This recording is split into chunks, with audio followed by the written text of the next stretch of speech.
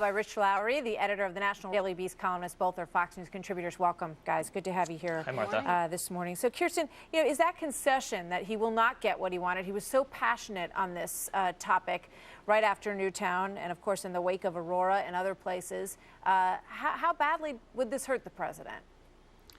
Look, I think he meant what he said, and he's sincere in wanting it. And if he could somehow get everything that he wanted and snap his fingers and there's an assault weapons ban, he would do it.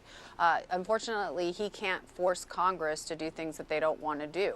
It's not just Republicans. There's also some Democrats who, oppose some of these measures. And I think the president's making his case. He's doing the most he can do.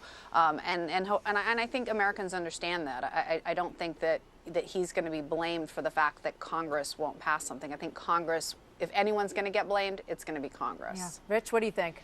Well, I agree. He's completely sincere on this, and he's been doing the most he can, but he's failed to move the needle.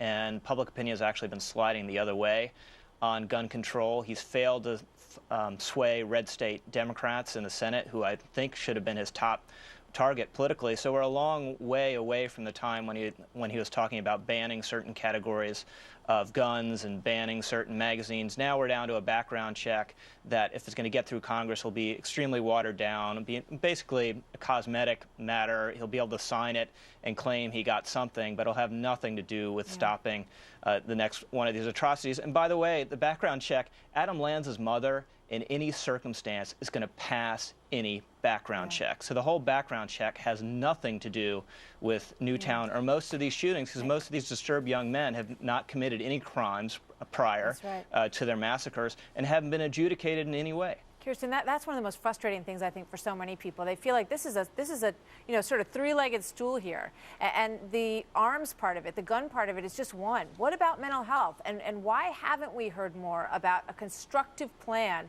to prevent somebody from, like Adam Lanza, from being able to do the damage he did?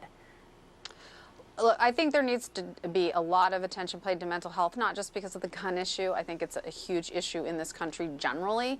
So there's much more to be done on that. But at the end of the day, if a mentally ill person can't get their hands on, set the gun aside, if they can't get their hands on the ammunition where they can shoot down, mow down people in a matter of minutes, it would make a difference.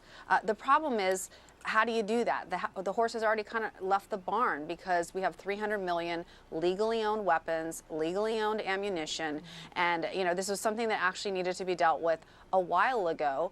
But you have a lot of people in this country who believe you have a constitutional right to have a magazine or a clip that has enough, like I said, enough bullets to kill somebody and, kill 20 people in a minute. Kirsten, Rich, thank you very much. We're short on time today because of the breaking news, of course, of Margaret Thatcher. We will see you next time. Thank you very much. Thank you both.